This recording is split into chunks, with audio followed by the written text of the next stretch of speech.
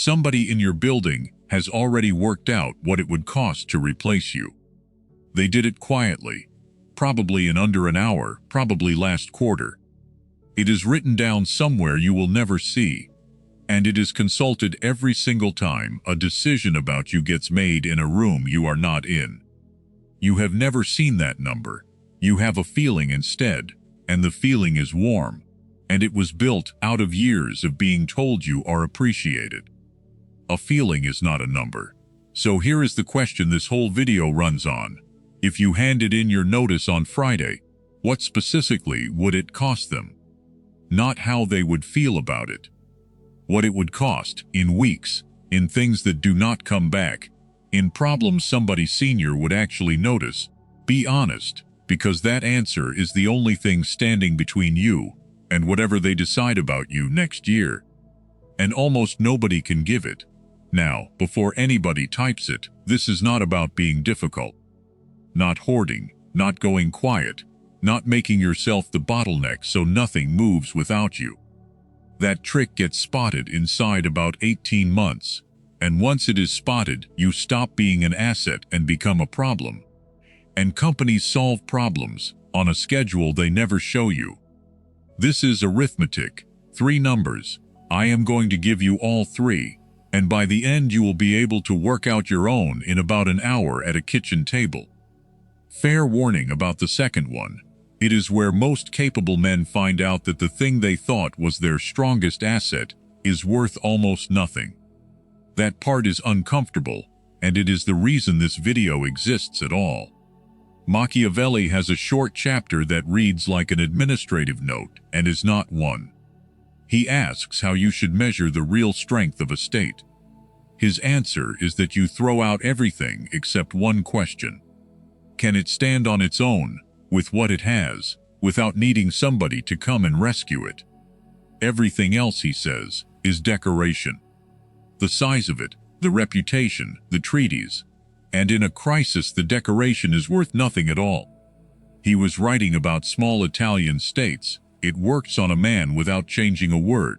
What would you still have if the people currently holding you up stopped? 4 words in the comments before we start. I know my number.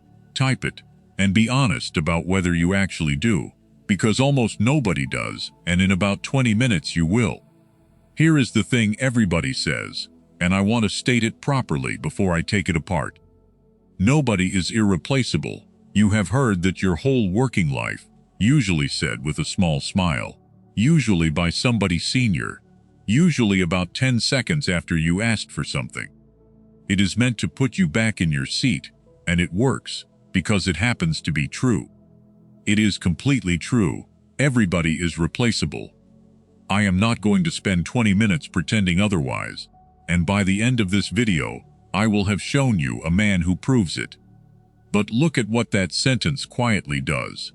It takes a question with 3 separate answers and squashes it flat into a yes or a no. Because replaceable was never the question.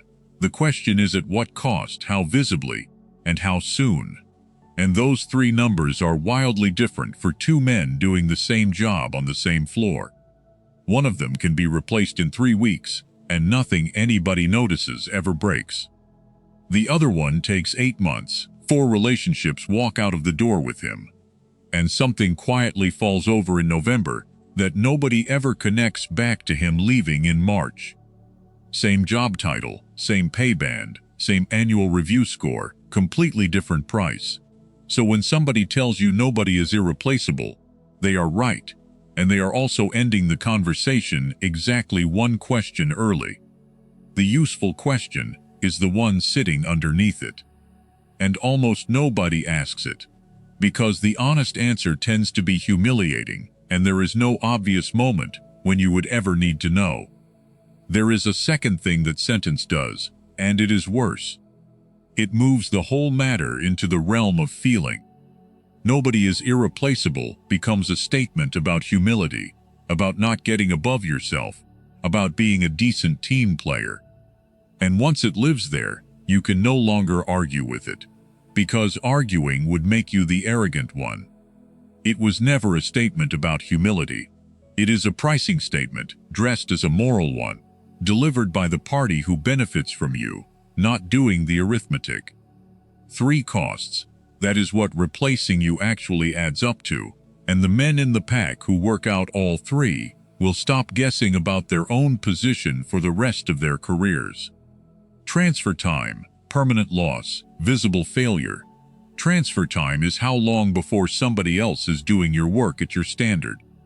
Permanent loss is what does not come back at any speed. Visible failure is whether anybody sees the damage, and how soon.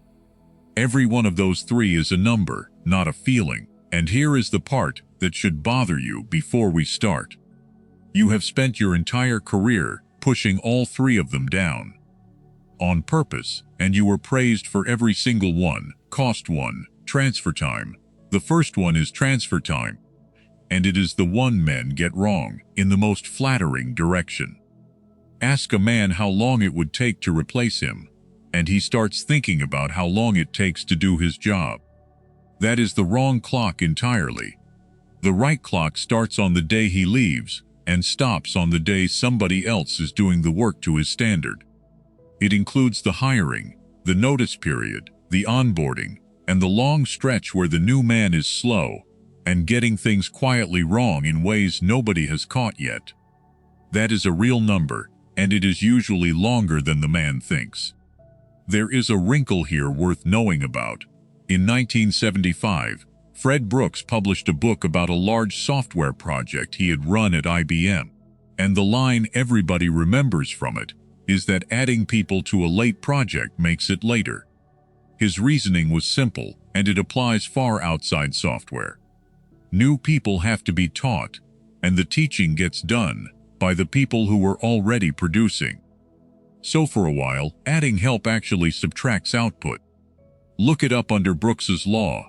It matters here because it means replacing you does not cost the company one man's time. It costs the new man slow months, plus a large piece of somebody else's month. That is the real bill, and it is a lot bigger than the cost of a job advert. So far so good. Now here is the catch, and it is why transfer time is the weakest of the 3. You have been shortening it your whole career, and you were right to. You wrote things down, you built processes, you cross-trained 2 people, so that you could take a holiday without the place falling over. Every one of those was correct professional practice, and a man who leaves chaos behind him is not admirable. He is just a man who never got round to it. And every one of those things took weeks off your own transfer time, and handed them to the company for nothing, usually in the evenings. I want to be careful here, because this is where men take the wrong lesson, and it costs them. I am not telling you to stop documenting. I am telling you that documentation is an asset you build once and hand over once. Nobody has ever been paid twice for it. Know what you are doing when you do it, rather than thinking it is a deposit into your own account. Because it is not, it is a withdrawal. Speed is not the point, one word before the second cost.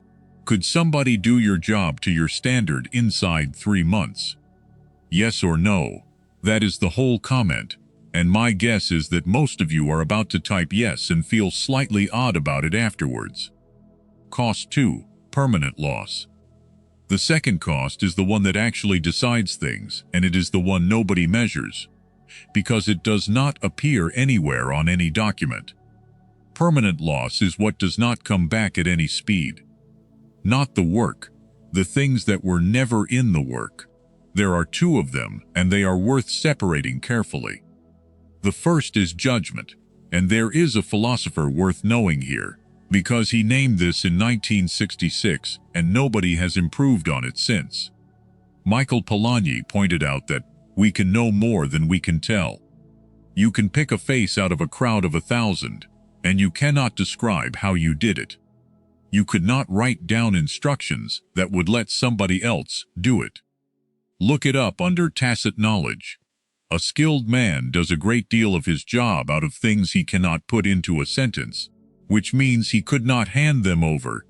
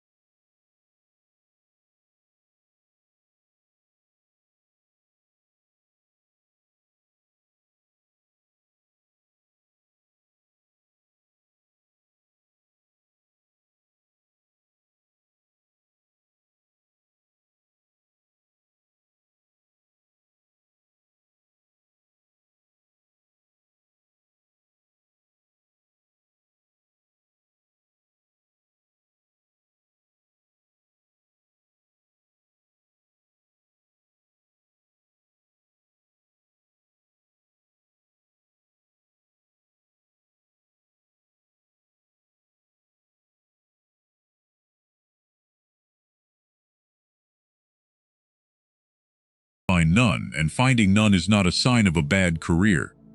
It is a sign of a career spent entirely on the transferable side of the ledger, which is precisely what everybody told you to do, and precisely what you were rewarded for. And settle something for me, because this one splits people properly. Is a man who makes himself hard to replace protecting himself or holding his employer hostage. Half of you think anything short of complete transparency is a kind of sabotage. The other half have watched somebody be completely transparent and then get quietly made redundant for exactly that reason. Pick a side and say which one, protecting or hostage. Now the man I promised you, the one who proves that everybody is replaceable.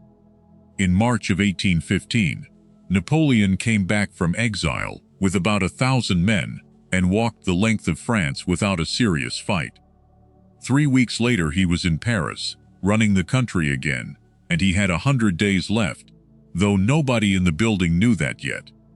The first thing he needed was to find out what was actually happening in his own country.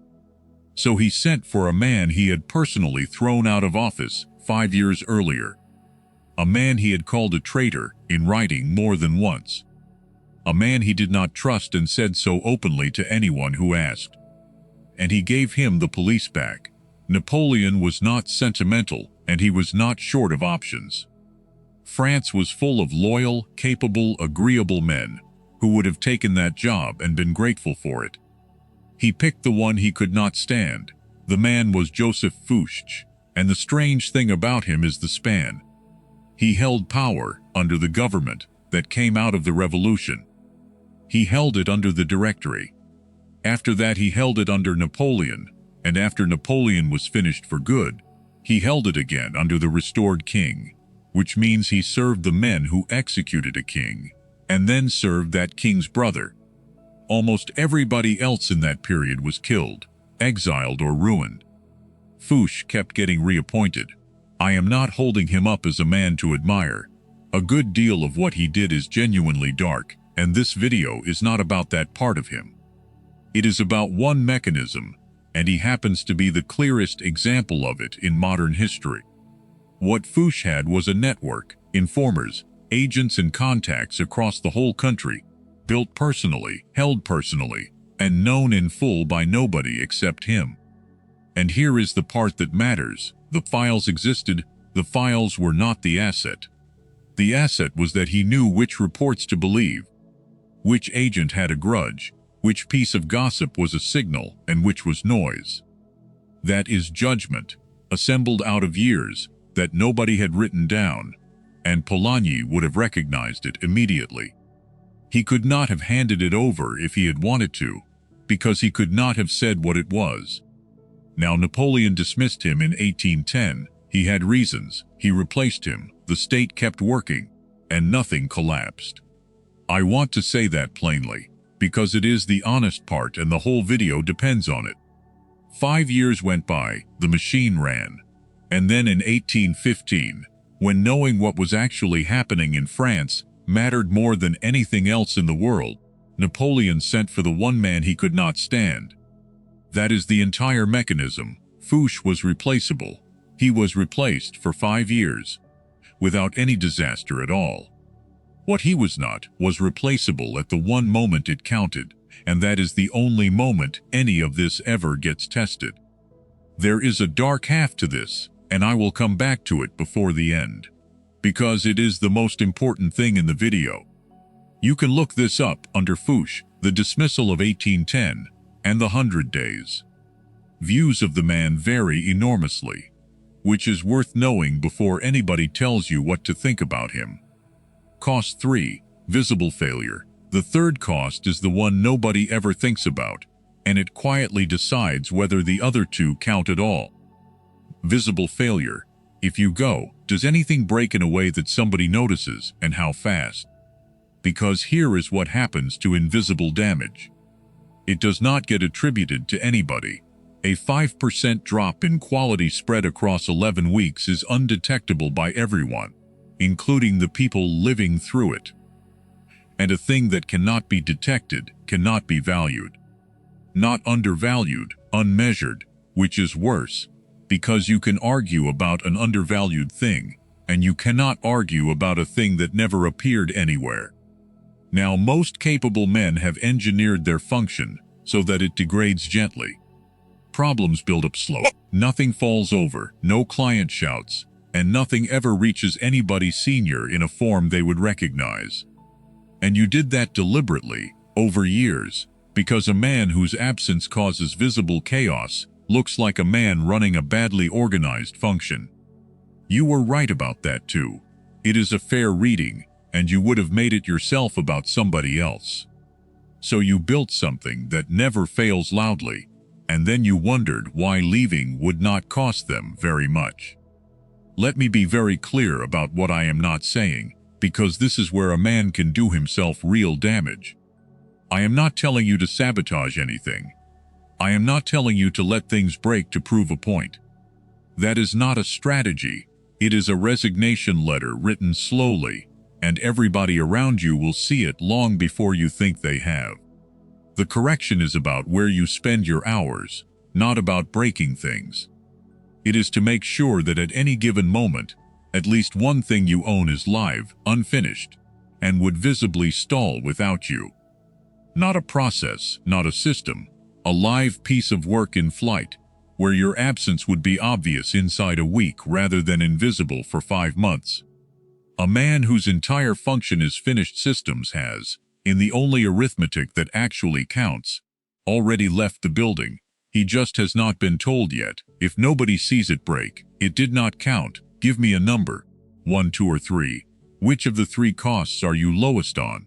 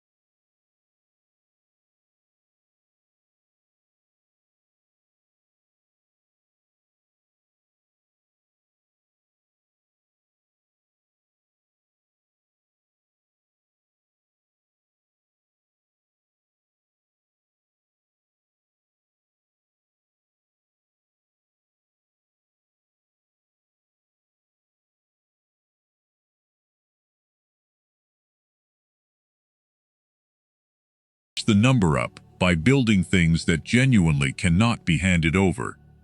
Judgment, relationships, live work with your name on it, never by withholding things that could be. Here is the test, and you can run it on anything, including on advice from me. Could you write this down on a whiteboard, in front of your manager, without any embarrassment? Everything in this video passes that test. Withholding does not, I build in the open, now the turn, and it is not where you have been looking. You have been listening to this as 3 numbers you ought to push up. 3 costs. So presumably the job is to raise all 3. Look at what you have actually been doing instead. You documented, which cut your transfer time. You cross-trained, which cut it again. You built your relationships through the role instead of around it, which cut your permanent loss to almost nothing. And you engineered your function to degrade quietly, which cut your visible failure to 0. 4 decisions, every one of them correct, every one of them praised at the time, probably in writing, probably by somebody you respected. And every one of them handed a piece of your own number to the building, for nothing. in your own time over about 20 years. There is no villain in this, and I want to be exact about that. Nobody set out to take anything from you. There is a genuine conflict between what makes a man good at his job and what makes him expensive to lose, and nobody ever says it out loud. Because saying it sounds like an argument for being difficult. It is not an argument for being difficult. It is an argument for knowing which one you are doing. And there is a second half, and it is harder than the first. You never wanted to know the number, because a man who does not know what he is worth cannot be told he is worth less than he thought. As long as it stays a feeling, it stays high. The moment it becomes a figure, it can be low, and there is no way back from having seen a low figure with your own eyes. So the not knowing was never laziness. It was protection, careful, deliberate, 20-year protection, maintained by simply never sitting down with a piece of paper. And it is the most expensive insurance any man has ever bought, because the number existed the entire time. Somebody in your building had it. It was consulted every time a decision about you was made in a room you were not in. It shaped what you were offered, what you were not offered, and how long you waited. You were the only person in the whole arrangement who did not have the figure. So there are the three costs: transfer time, which you have been shortening on purpose and which will never protect anybody on its own; permanent loss, which is judgment that cannot be written down; and relationships that are yours rather than the roles, and which is the one that actually decides things; and visible failure, which decides whether the other two ever get noticed by anybody. And the question from the middle, protecting or hostage. Here is my answer, and it is not the comfortable one. It is neither, and the framing is wrong. Everything that makes you expensive to lose is a thing that walks out of the door with you. Judgment is yours. Relationships are yours. A result with your name on it is yours. None of it was ever taken from anybody, so there is nothing to hold hostage. You are simply the owner of it. The hostage version only exists for men who tried to push their number up by keeping hold of something that was never theirs in the first place. That is a different act entirely, and it has a different ending, and I showed you the ending. So what changes? 1 hour, not a plan. Sit down this week and actually work out your three numbers. Not carefully, roughly. How many weeks, honestly, to your standard? What specifically would not come back? What would break in a way somebody senior would see? And how long that would take? An hour, with a piece of paper and no phone on the table. Most men have never done it once in their lives, and the reason is the second turn. Then pick whichever of the three is lowest and put 1 hour a week into it. 1 against 40, that is not an ambitious ratio, and that is the entire point, because ambitious plans are dead by week 3, and a 1-hour habit is still running in year 2. And here is what arrives, which is not what you expect. Not safety. Nothing produces safety. Fouché is the proof of that, and a man who mainly wants to feel safe should close this video and change nothing at all. And I mean that without any sarcasm. What arrives is that you stop guessing. The next conversation about your future happens with you holding the same figure they are holding. And every single thing downstream of that is different. 6 lines, they are yours now. I know my number speed is not the point. What leaves with me? If nobody sees it break, it did not count. I build in the open. Everybody is replaceable. The question is the price. One of those went in harder than the other 5. Put it below with your cost number beside it, and I read all of them. And if you think I am wrong about nobody is irreplaceable, say so properly, because that is the part of this I would most like to be argued out of. Subscribe if this is the kind of thing you want more of. You are one of the pack now, whether you signed up for it or not. Next time, there is a specific way that men who are hard to replace actually operate, and it is not by working more hours. 3 habits, and every one of them looks from the outside like doing less. Say it one more time and mean it. I know my number, work out the price. And remember which man Napoleon sent for when it finally mattered, and what it cost that man in the end.